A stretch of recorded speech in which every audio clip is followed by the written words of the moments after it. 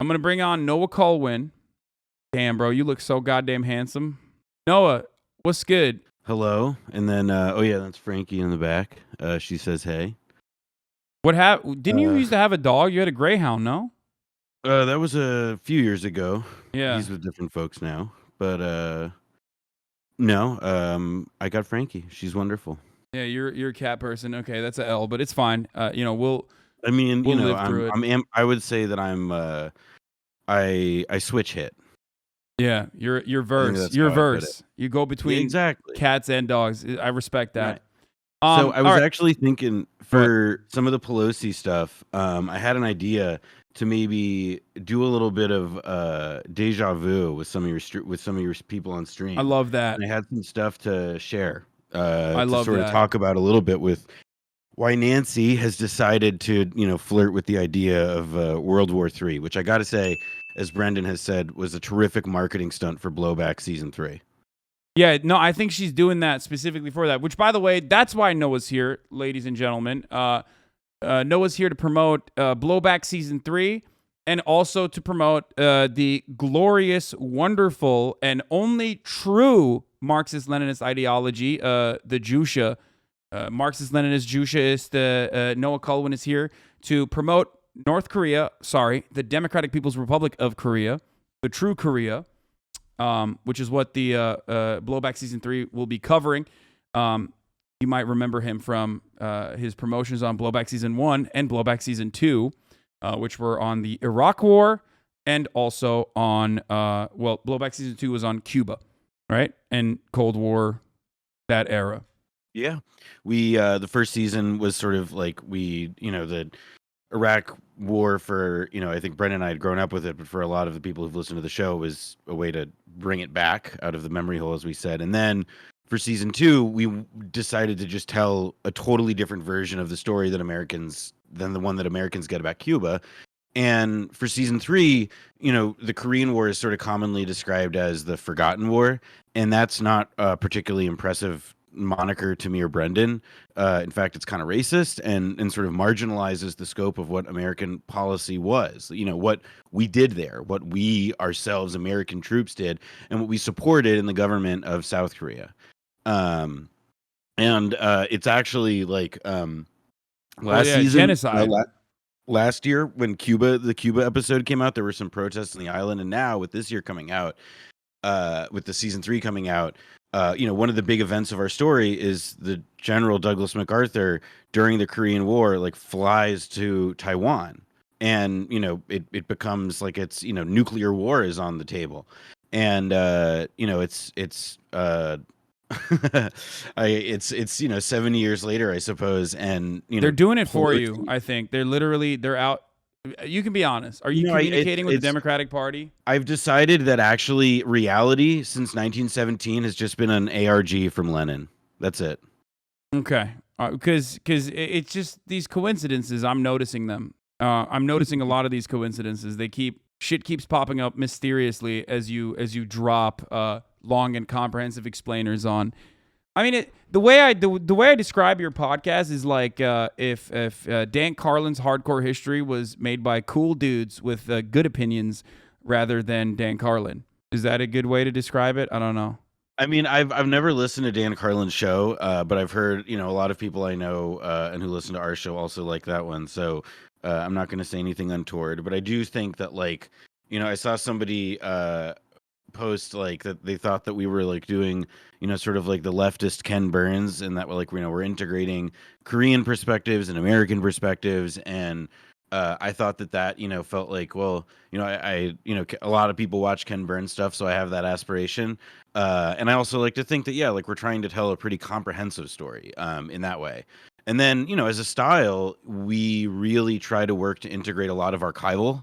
Brendan and I research and produce and score. I mean, he scores and edits to everything, but it's the two of us, and we have some help. We've had a tremendous archival assistant, a fact checker, and we had somebody help out editing Brendan this season. But it really is it's the two of us. And so we research and do a lot of the, the work and kind of constructing how we, I guess, go about it is just in, trying to find a lot of ways that, rocks that, mainstream people haven't turned over before in a lot of cases, and just trying to present it in a really compelling and accessible way, in a way that doesn't sound like anything that people have heard before. And, Brendan gets all the credit in the world for that. Like literally originally scoring it, getting, live string instruments and everything. I mean, it's like, if you guys like if you're streamers, I guess they're probably too young to know John Carpenter movies, but Halloween, that recent reboot that they did, they're still doing. There was originally a movie called Halloween. It's great. It's by John Carpenter, and he also scored a lot of his own movies. And Brendan is like John Carpenter. So that's where I was going with that. And yeah, I mean, it's been like we're releasing it through supporting cast, which is means that people are directly supporting us.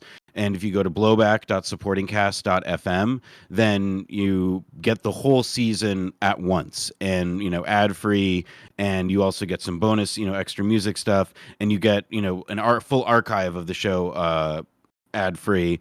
And later on, at a certain point, we will be making the main episodes from this season free. But please subscribe and support us so we can continue to make the show. All right, perfect. And you wanted to come on, like I said, to potentially talk about North Korea, but also talk about Nancy Pelosi going to Taiwan.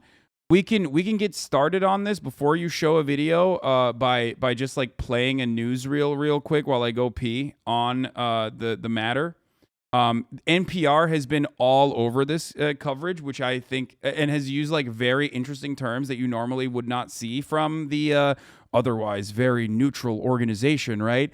They keep saying that the PLA and the Chinese response to Nancy Pelosi's, totally innocent trip to Taiwan is, as a matter of fact, belligerent. I heard NPR use the term belligerent more times this morning as I was looking at. As I was looking at the coverage of the or the news perspective on Nancy Pelosi's potential trip, it was awesome. It was awesome to see that. But let's hear from everybody. Biden administration officials are discouraging House Speaker Nancy Pelosi from visiting Taiwan. House Speaker I'm going to Nancy play this Pelosi. really quickly. You can watch it on the stream while this plays as well, Noah. And I'm going to go pee real quick, and I'll be back in a second. Hold on. Sorry. I'm a bad streamer. She's in Singapore today, kicking off her Asian tour as questions swirl over a possible stop in Taiwan. Now that has fueled some tension with Beijing. The Biden administration has discouraged her from visiting Taiwan, but it's still unclear if the House Speaker will make that stop anyway.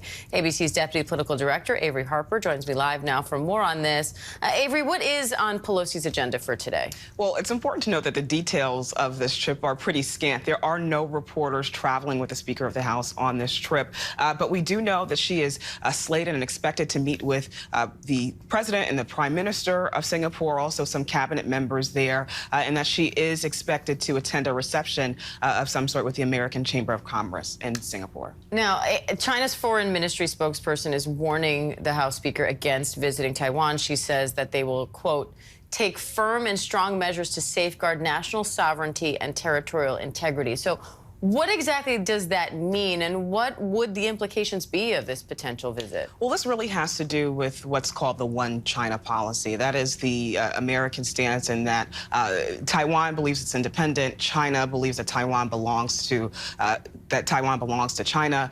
We deal with the Chinese. Yeah, and America also believes that Taiwan belongs to China.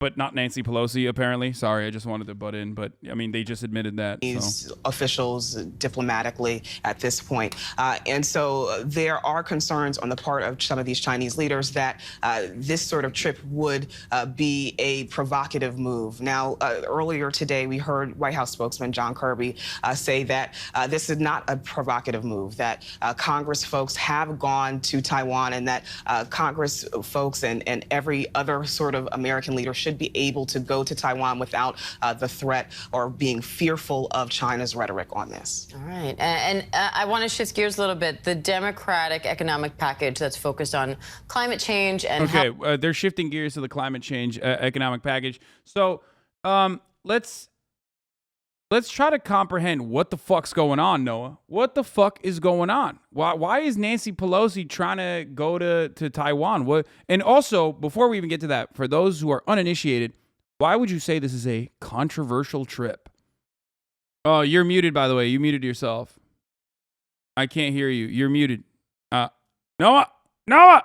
Muted now. Oh, okay. So basically, your streamers, your viewers probably can't see they can't see this close up, but this is an No, LA I'm gonna make it larger. Hold up. From 1992. I mean, the text isn't, so it's a little blurry, but basically, this news article is about 30 years old, and this is about President George H.W. Bush. So I'll read from the beginning of the article here.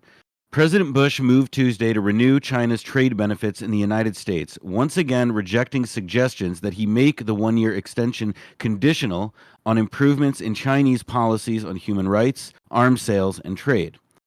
Now, it goes on to say, the action sets up a new election year battle in Congress over the administration's policy of preserving a working relationship with the Chinese government, despite its bloody 1989 crackdown, the Tiananmen Square incident. And so then, Rep. Nancy Pelosi, D. San Francisco, a persistent critic of Bush's China policy, noted that Bush's action came almost exactly 3 years after military suppression of the Chinese democracy movement. Quote, the president is giving the Beijing authorities an anniversary present of $15 billion in trade benefits, she said.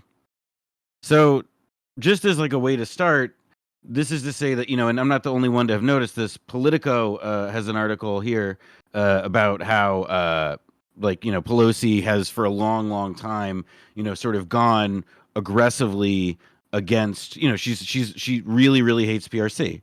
She has been very sympathetic to Taiwan, but really she has, spent a large part of her career, being critical of the Chinese government. And this is, precedes her tenure as Speaker of the House. And simultaneously, in 2007, she also went to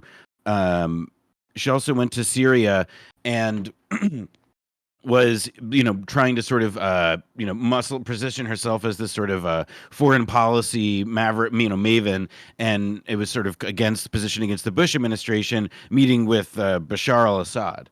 And, none of which isn't saying anything so much, I think, about the Syria policy, so much as, Pelosi has for many years wanted to position herself as a kind of, foreign policy heavyweight. And part of the way that you do that as a member of Congress is to go visit places. And yeah, I'm afraid I'm gonna have to stop you here for a second, but you're being quite misogynistic, Sweaty, for saying that Pelosi is sticking her nose where it does not belong. A woman can and should be able to engage in foreign policy, Excuse me. and also, create foreign conflicts with the largest superpower in the world if she chooses to.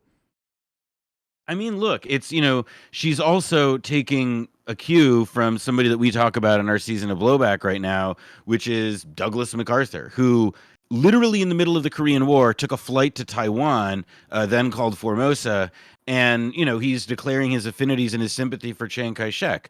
And he is doing all of this as a part of, as an outright, international geopolitical provocation.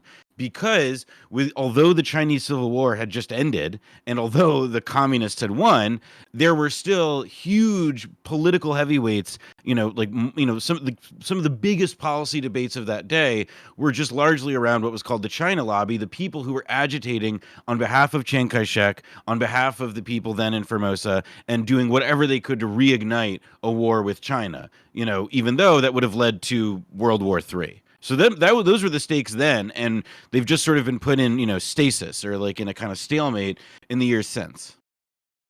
I just don't understand what the timing of this is for now. I don't understand why Nancy Pelosi has decided to take matters into her own hands. So there's a good I think like thing to also keep in mind here, because you're very right about this, which is that and these articles are about the same news conference. And the VOA is the U.S. government funded, is the U.S. government funded press outlet, and they're really clearly trying to telegraph that they do not want anything to be taken the wrong way. I was looking earlier at their website, and yeah, they're still like, they have Visit Singapore, but they don't have anything about her going to China, and, or to Taiwan or China, and so the Biden White House clearly does not want to rock the boat here, and there's an FT article where there's an FT article that I don't have it up right now, but they cite like 7 sources saying that like China has never issued such strong warnings saying don't do this. And the US government is trying to say we don't control Congress. Like that's their fallback. Even though Biden as the president is, nominally the head of the party, like Pelosi is clearly, like if I would imagine that like if Biden wanted to stop her going, he could. Why he's not, I mean, it's because, and this is where it gets to answer your question, like why would she do this kind of thing and why would she be allowed to go? It's because there is at this very moment, like internationally, like a very kind of large, I guess like there's a political alignment, like taking place, realignment of some sort, like it's you have like this position. Wait, of, I can't hear you. Chat can probably hear you, but sometimes Discord cuts out the audio. Can you repeat what you just said? Sorry. Yeah. No, just that like we're in this moment where like there's a realignment, and part of the way that we're going to get ourselves out of this, like like with the high prices, whether energy costs, the green transition, etc., is clearly going to be like a defense spend up. The trajectory is really the trajectory of policy at the moment is clearly orienting us toward war or defense spending. No, definitely. It's a very dangerous game. I think aggressively engaging with like the world's largest commodities producer that we definitely rely on is the best thing you can do in an effort to combat inflation. I mean, it's just. I personally think that's a fucking psychotic perspective, but who knows? I mean, we're having a hard time building micro semiconductor facilities like that make microchips on U.S. soil. Meanwhile, Nancy Pelosi's trying to go to fucking Taiwan. I mean, who knows what China could do in that situation? Yeah, I mean, I think that like there's the Biden administration has sort of been like, they've adopted a lot of the, so for example, in the Trump years, they passed like a one of those acts that's like the, Taiwan Happy Fun Time Act or whatever. Something with like a very generic title that, is to say that like we encourage and want to promote that U.S. government officials can go to Taiwan in their capacity as U.S. government officials. But Tillerson said at the time of that policy's introduction, we still have, our policy is, one China and all that. And so, this idea of having our cake and eating it too, on being able to have, this sort of like, we're going to continue to, develop like a, what looks to the world like a client state, industrial relationship or patronage with Taiwan. I just think like it'll, the prospect of war has always been a very serious, restraining device. And look, like, as much as people like the Soviet Cold War with the U.S. was like there was an East trading bloc. I'm losing you again. I know Chad can hear you, but you said war is a restraining device. Yeah, like war is like a restraining device, but like in the Soviet Union days, the Eastern trading bloc was its own thing. It was like it was an attempt to be autarchical, to be self-sustaining. But then the with China, like globalization has meant that like the U.S. is embedded in China, and that China is, like it's meaning that like, there's if the U.S. really does, which is to say that like Chad the US can hear does you. want to like, I just can't. I don't know why. It's just so fucking whack. I'm gonna turn this off and on again. Maybe it'll fix it. Yeah. No, so it's like, which is all to say that like it's not to say that like, oh, there's no conflict that's going to happen, everything's fine. It's only to say that, if the US wants to confront something like a big and amazing opportunity and a challenge like the green transition, if the US wants to do it without China, like that is going to plunge, and it seems like that's the decision tree that the US is embarking upon, like that's a bad future. That's a scary future. But I wouldn't, like I don't have like cataclysm fears. Like I don't think that China is going to, like I don't think that the nukes are about to start flying anymore because of this necessarily. It's just a really scary reminder about like the trajectory things are on. Yeah. Taiwan is in many ways no different than any other right-wing client state of the CIA that is being used as a cudgel or a way to consistently saber rattle against foreign adversaries. That doesn't mean that the entirety of their politics is right-wing, but like their ultimate inception is one that was anti-communist. For those of you who don't know, now Blowback season 3 is not about not about how Taiwan came to be, but you can elaborate on that as well if you want to add a little bit. But the Taiwanese government is literally more progressive than the current CCP. What I'm talking about is with respect to like the original inception. I don't know why you guys are saying like it's more progressive than the current CCP. Maybe. Yeah, I mean, it's the origin story is basically that like after the Chinese Civil War, so basically this actually is a pretty important, and we address this point in our podcast. And I think it's a good way an important thing to understand about this. There's one very credible school of thought that suggests that the Korean War happened in order to prevent in order to prevent the United States, in order to prevent Mao from reclaiming Taiwan for mainland China, for the communist government. And, there's some diplomatic, evidence we could say that suggests this position. And the timing of the war very much suggests that. But, the basic, the gist of it is that in 1949, once Mao wins the Chinese Civil War, these, ragtag communists who've been waiting, like a decades-long civil war in horrible conditions, they win, and they have this, really daunting task ahead of them with this agrarian peasant population. Chiang Kai-shek, the Generalissimo, and the Kuomintang, the political party around him, they flee to Taiwan. And putting oneself in the mindset from like 1950, these things that come about, like, in 1953, the armistice in Korea, and then in Taiwan, the creation of the state. I think what I guess the way to put it is that like there was this sense that they were temporary, they were not something that were going to last as long as they have, say like the Israeli occupation of the West Bank, which was, which was sort of developed as, kind of exceptional circumstance. But, when viewed against like the 1,000-year history of China, for example, or the last 1,000 years of, indigenous Palestinian settlement in the West Bank, it is, this fairly recent phenomenon. And so it becomes this like, all right, the U.S. has, through the power of its, world hegemony, been able to sustain this reality for the last 70 years. And it seems right now that like, yeah, like that part is it's cracking, but like it's all, it's all very much interconnected. Like Taiwan was created as part of like a political reality 7 years ago in which the U.S. was, working to fight world communism.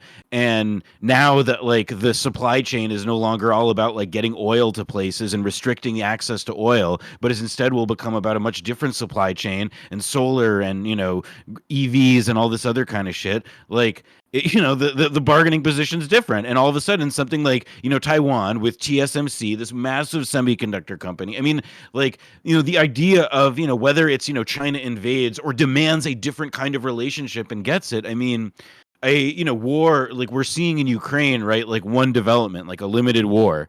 But on the other hand, I think that like there are measures short of limited war. Like the U.S. has perfected economic warfare with sanctions against like half the globe. Like it's there may be measures that we don't quite see in terms of like how this violence or conflict evolves that we can't anticipate. Hold on to your butts, I guess.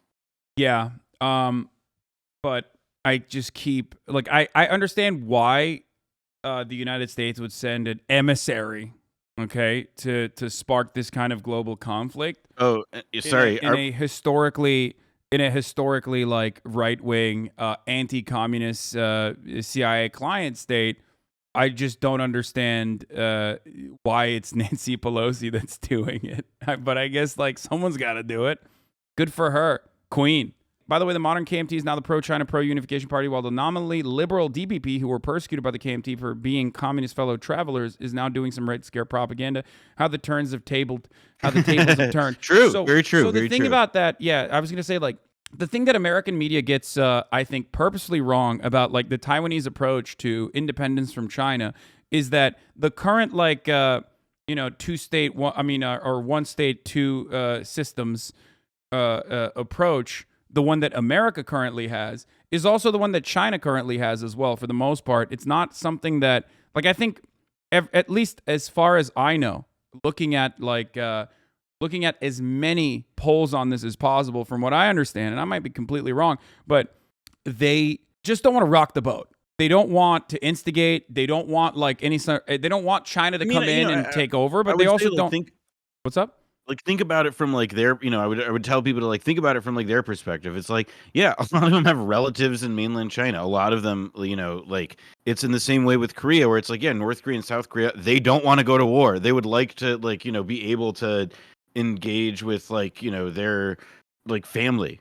I guess to me that's part of the one of the things that feels really difficult about this, or at least one of the things that's frustrating to in consuming this is like American media is just the like the sense that that these people in those places that they don't care and have like an affiliation for one another.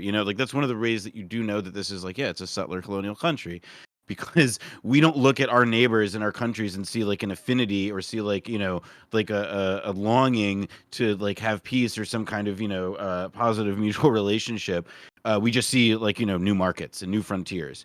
Whereas for a lot of the people in these regions, even if politically they don't agree, they're not my politics, but what they want is to as they would see it, have history resume its course. Whereas it's like everybody's playing like a horrifyingly stupid like 5 IQ game of Risk on MSNBC or whatever. It's nauseating. Yeah, but new wars, new frontiers imply more opportunities to make money, more clicks, more articles. Article heads are going to be thriving. So I get why they're doing it. I mean, I get why. Listen, I'm about clicks. People are always. I think that they don't quite. I think that clicks get a bad rep, but I'm really actually about them, and I would like people to give me more clicks. That's my position. Chatters are asking, do you actually have a New Jersey tattoo on your bicep? Answered. That's yeah. That's I listen. I like Noah a lot. I'm not going to stand by that. Okay, that's. You see, I was just talking about affinity and stuff that people from places have, and it's we're literally both from there. Bro, at least it's not on your fucking side. You know what I mean? But every dude at the gym that wears a that's true. But here's the thing, man. Here's the thing. I got this while I was living in California, and at the time, I didn't think that I was going to be going back to Jersey that soon. You fucking felt proud about that? You were like, I need to show my Jersey pride. Yeah, I mean, have you ever been to California? You live in LA. Yes, I'm I'm from a place where I don't know, people look like people. What do you want me to say? Oh, Jesus Christ, dude. Being proud from New Jersey is making fun of people who are proud from New Jersey is ableist, okay? Whoa, okay, that's a take. Damn, get Beyonce in here. We need to open this up. Oh, Jesus. But okay, so but going back to this, okay, so do you have any other Nancy Pelosi insider information, or? I mean, her district is very Asian, which I think people kind of discount at their peril. A lot of the reason that she's being hawkish now, and the reason I wanted to read aloud a bit from that old article from the LA Times in '92 is because she really has believed for 30 years that China fucking sucks, and that the PRC is bad, and that the opening of trade relations between China and the West was bad because it legitimated a Nazi-like government. And so she has consistently maintained that position for 30 years. And guess what? Now, American interests, as American elites conceive it, are aligning in a way that promotes conflict with China. And the Speaker of the House, Nancy Pelosi, who has a predilection for getting attention for doing useless shit and for taking, trips to, abroad and meet with heads of state and so on, she sees an opening to, advance a set of ideas that, she clearly believes in. I think that, I mean, it's that she's doing it against the will of the Biden administration is Dark Brandon is sort of revealing himself to be the darkness is in the passivity. It's in the, it's in the fact that he's checked out. it's like it's the darkness is that he's leaving the light off rather than trying to turn it on. And so like so somebody like Nancy Pelosi, who under Obama he would have been take like, advantage oh, of let me that. be clear, like shut up. Yeah. Yeah, Obama would want Nancy Pelosi to go on an apology tour. That's what Obama because would I want. think he was much more savvy, or at least his administration was, about like preserving the bag, so to speak. Yeah.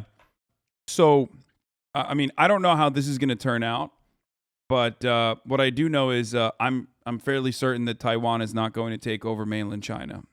So, it sounds like somebody doesn't believe in miracles. yeah, it's kind of. I mean, listen, rise and grind. I'm on that grind set. Taiwanese grind set. You know what I mean? Yeah, like, true. Actually, all right. Listen, here's 5 steps. Like, all right. I'm putting on my Gary V hat right now. I'm being Gary V. All right. If Taiwan wants to take over the mainland China, you got to do these 5 things. All right. You got to buy Bitcoin. Okay. And then you got to subscribe to 5 Patreons, and then read 5 books, Yeah. and then take 5 pictures, and then learn a language. Boom. yeah. Boom. There If you you do go. these 5 things, you'll take over mainland China. Easy. Boom. Hashtag Gary V.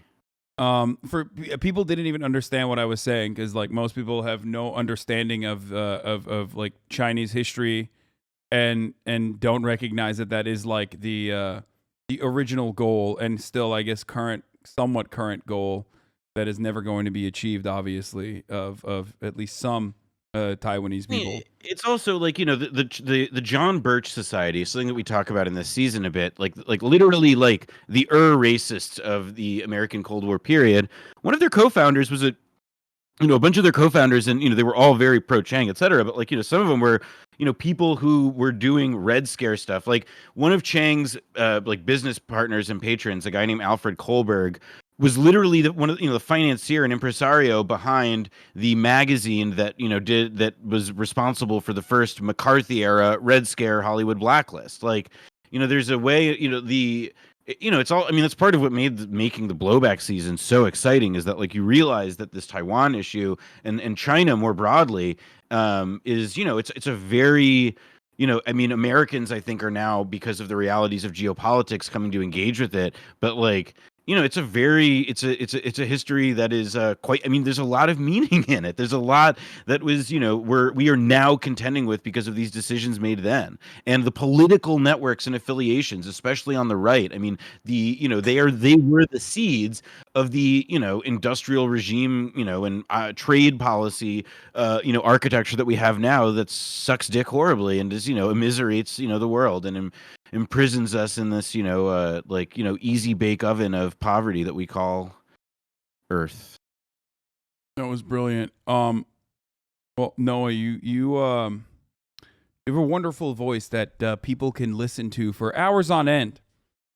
Specifically, listen, it's numerous. Specifically have on me numerous come on and read the platforms. dictionary next. Yeah. Well, I was just about to say, specifically on numerous platforms where you can get podcasts, right? Blowback.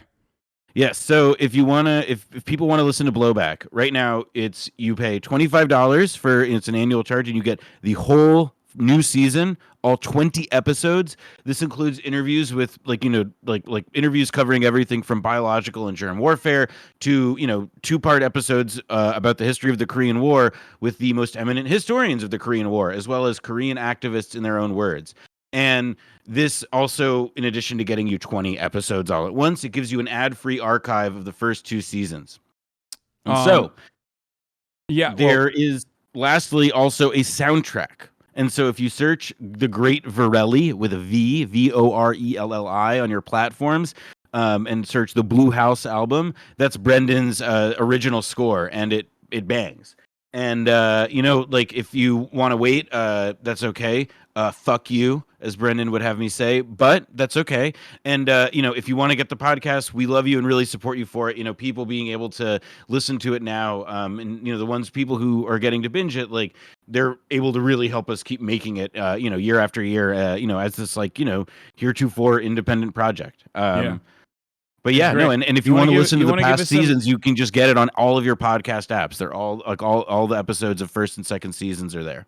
What would you say is the biggest before I move on outside of like the Nancy Pelosi stuff and we move on to some other things as I eat my Chipotle lunch and have you leave. I don't want to take too much time from your day. What would you say are some of the biggest misconceptions about the DPRK, specifically from its inception, that Americans are unaware of? So the first one here's like I think like an emblematic fact. Yeah.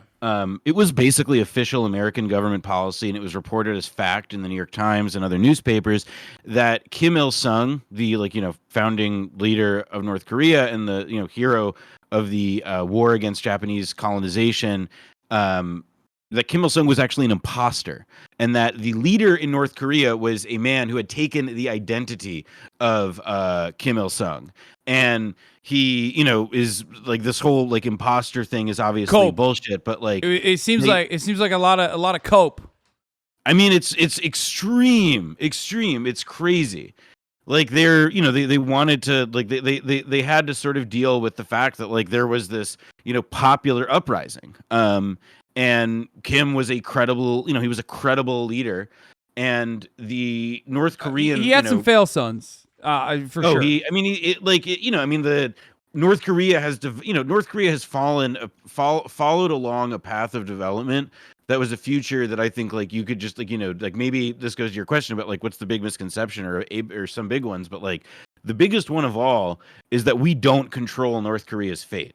Like North Korea got a bomb because we created a set of conditions so that they would have to pursue it in order to pursue their advantage. And I think that there's a real when you even go further back and look at how the country has degenerated and so on, talk about continuity between seasons for Blowback. Like this was a country that at one point for many decades was better off than South Korea. Hard as that may be for people to believe now, but then in the 1990s, you're about to shock people with that. A lot of people are going to get mad at you for saying that. Like industrialization is it had been this force that had helped like the Stalin breakneck industrialization had helped North Korea develop and achieve that, but then the collapse of the Soviet bloc was a huge drag. There was also and that took place, the Soviet collapse took place in the context of another global economic crisis, and then there were famines and flood. And these, North Korea has not really recovered since, all the while sanctions have only intensified. And the sanctions regime, it's enforced in policy, obviously, in explicit ways. And, sure, if you were to put North Korea in Venmo or something, it would be like a huge pain in the ass. However, it's also, enforced in softer ways where, like, the New York Times will have multiple investigative reporters and visual, graphics people do an investigation about how North Korea is getting its illegal oil. And how it's, we can see with satellite imagery, we can see how North Korea is getting this oil against sanctions. And that oil, by the way, Unacceptable. oil. Did you know that you can use oil for weapons? Because if you use oil for, yes, you can use it for electricity and tractors and iPhones and like running water and stuff. Yeah, but it's also the weapons, And so that is the story that is presented in like the New York Times as well. So there's just like this to the extent that North Korea can be called a hermit kingdom, which again like racist, like to the extent that is credible, it's because we made it so. And that to me is, like our show is sort of an attempt to try and sketch out how like, yeah, the North Korea, the Korean War was, like the origin point in many respects for how that happened. Are you for saying how that evolved. Wait a minute. Are you saying that the DPRK is not abiding by the principles of self-reliance, which is at the heart of Jusha, the immortal science of Marxist-Leninist Jushaism? I think that it's actually American blockades, like inhumane sanctions against North Korea that has kept it the way that it is. I mean, it is interesting. I guess, I try not to comment too much on the ideological components because it's just like I don't know, I don't want to get out. It would feel out of pocket to say the least. However, it does. You don't want to offend the. Well, I mean, look, it's like to me the thing that feels more interesting as like a phenomenon is like that so many people on the internet are interested, and I think this is a good thing, by the way. I don't think this is a negative thing at all. Like they're interested in like Jusha ideology as like a way of, like what was this idea, like set of ideas developed in response to? Why do these ideas exist? And that to me is really like I think that's a great set of questions to ask about anything. And I like to the extent that like we're able to what I would hope is that like if we're able to provide, because really the Korean War, like we're telling a story that ultimately precedes like the actual the formation of the North Korean state as a non-wartime entity, and then we really only kind of tell like some of the story since then. Brendan did some really good bonus interviews on this, but a lot of what we're really trying to sort of obviously compel to our audience is just that the American government, has made it such that North Koreans like suffer tremendously, and we genocided that country. That's not that shouldn't be a What is it? controversial. 40 to 90% of all buildings were reduced to rubble in every city in above the was it 38th parallel? Yeah, I mean, North Korean society went underground, and this was also, and also, by the way, like, the Korean War. And this is part of what I think is so important about looking at events like this and spectacles, these horrible things, because you find no event is isolated. Everything comes from something. Everything is generated by something that came before it. And in the case of Korea, you also go back to 1945 and you see that the napalm that was pioneered in Korea and then used later in Vietnam had actually been used on Japan. And so that the American campaign at the end of World War II on Japan to inflict as much misery as possible to make sure that the Americans were the ones who actually got Japanese dominion and not the Soviets, especially after FDR dies. I mean, these firebombing campaigns, I think you find that actually the World War II was not such a good world. It was not such a good war. It was not such a, we may remember it as a good war because we helped to defeat the Nazis. But like we did things in the cause of slaying Japanese imperialism that were, are just like are hard to defend as plausibly being in the interests of either Japanese subjects of imperialism or let alone colonial subjects of Japanese imperialism, or rebuilding Japan in our image, in our perfect image of what Japan should look like, or keeping our finger on the pulse in with respect to like the redevelopment of Japanese society. Specifically, one of the things that you mentioned, but I guess you don't really go too far into it, but like one of the things you talk about is germ warfare, the potential of using germ warfare, which of course directly ties back to our involvement with post-World War II Japan. Yes. And what the American we do go into government... it in the show. We made a point. We do go into it, like, in the same way that, like, if you're going to do a story about the Cuban Revolution, you don't end up talking about the assassination of JFK, you're kind of a wimp, in my view. At least as an American, in Korea, I think like you've got to, especially as like, a leftist, you've got to really take seriously what the, quote unquote allegations are. And I think that what's really amazing about the, bacteriological and germ warfare allegations is that, the evidence that, researchers like Jeff Kay, whom we interviewed, and this guy named, Thomas Powell, who's written some great articles, and whose father was prosecuted by the federal government for reporting from China about the allegations of that the U.S. had sent a quote-unquote bubonic plague ship to a harbor next to Korea. How could they have gotten such advanced research on germ warfare, Noah? Is there? Well, they decided that like a certain man, a certain Japanese scientist / military officer named Shiro Ishii, and hundreds of his colleagues in Unit 731 were made high priority research. They were effectively research subjects squared. They had a lot of research that was valuable to the Americans, and they themselves were fonts of information for the Americans' own tactics. And so in 1945, as these programs end up, developing in Japan, they were a very serious focus, and there's evidence that the Japanese used them against Koreans and against Chinese communists, in Manchuria. You now have this, kind of, by the time the Korean War breaks out, you have a bunch of experts who have previously fought the Koreans using these tactics. You have a the American Air Force is really the dominant force that is running the Korean War. Like, they're not running the Korean War in the sense that they're not like making all the decisions about the long-term conduct of the war, but they're running the war in the sense that like the Korean War was just like a gigantic bombing run. Like, yes, there was a ground war, but like we were just throwing, we threw more munitions at Korea during the course of the war than we did in the Pacific theater of World War II. And we're relying on the Air Force. And what Jeff Kay, this researcher whom we interviewed, has sort of shown, and what Thomas Powell, whom we interviewed, has also described, is that, in the fall of 1950, as there is this strategic retreat by the U.S. Forces from the UN forces, because the Soviet Union had been boycotting the UN, so the U.S. was able to, get because they were boycotting the UN because the UN wouldn't admit communist China as the official representative of China. So the U.S. got to call its force the UN, and there were other nations such as Australia and Britain that were committed to this. But I digress. So the U.S. is beginning this retreat. They're in the fall of 1950.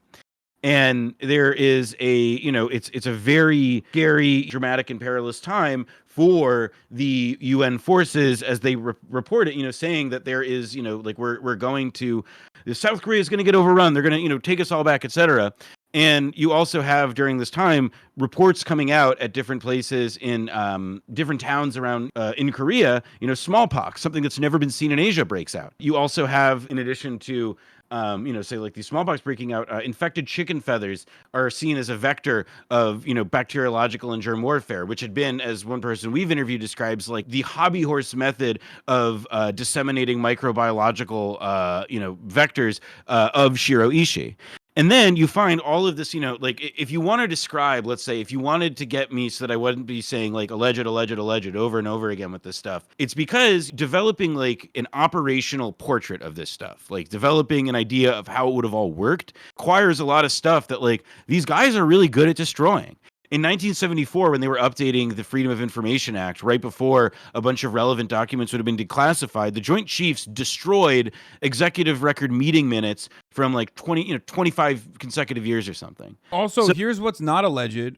Yeah. I mean, you already briefly touched on it, but like American forces' involvement with the people, like you already mentioned, that were involved heavily with Unit 731, including like relatives of Shinzo Abe, and the lack of prosecution, or rather, even after they had apprehended some of these war criminals in the aftermath of World War II, they very openly communicated with them, and in an effort to get all of that important research in germ warfare, in the genocidal endeavors that they engaged in Manchuria and in Korea, that they would offer them conditional release, which is exactly what happened. That is exactly what happened. And they also, and we you got to use that info somewhere. Like, why do you care about getting that knowledge if you're not going to use it?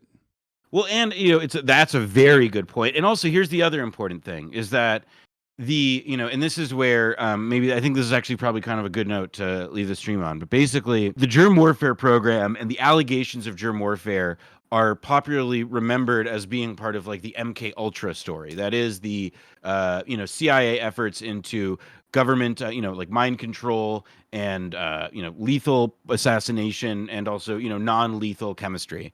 And that's because there were about 24 pilots who had claimed in they were broadcast over Beijing radio in 1952, saying that they had dropped germ, they dropped, weapons, they dropped germ bombs. Well, and that was mind control. Yeah, and they also said, and then the Chinese, there were further propaganda reels put out of them. But the U.S. had to come up with an explanation, for not just this, but also for why American, POWs were not, for one thing, I guess, for why they weren't being treated so cruelly in North Korean POW camps, while about 170,000 Koreans were languishing, rioting, in horrible disease-ridden poverty in, American-administered POW camps in South Korea. And so, the brainwashing story ends up becoming this, like, well, when those flyers gets back, who's the first person that, debriefs a bunch of them and, interviews them is Dr. Jolly West, who, is this, essential figure in MK Ultra. You also have, there's just really, like, I think quite at like every, all these different links, the idea of trying to find an explanation for why would good old American boys allege these things is also wrapped up in these notions that like the Chinese and North Koreans were doing things to our brains. If the people watching this haven't seen The Manchurian Candidate, I mean, it's like 5-star perfect movie about like how crazy this phenomenon was. Like, actually, I have here, wait, give me a second. So from like 1960, here's like a Life magazine article. So this is years after the Korean War, but like brainwashing, the use of hypnosis to cure mental ills and all this, because it does end up talking about a lot of these details. I mean, there was a mania for it because, again, you have to remember, like, states were going commie, constantly, and people needed to have an explanation for why that was happening. And brainwashing, this rhetorical weapon that comes out of the Korean War, went a long way to explaining that. For the record, TrueAnon did an episode on the other side of hypnosis as well, with respect to who was one of those like people who tried to do an assassination or did an assassination successfully. It wasn't Hinckley. Sirhan. Oh yeah. I mean, I will confess that like I don't know as much. I mean, like I've listened, like, and I don't believe in hypnosis, for the record. I don't think that that's like a real thing. I think you can like probably manipulate people, especially people who are like mentally, not very sound.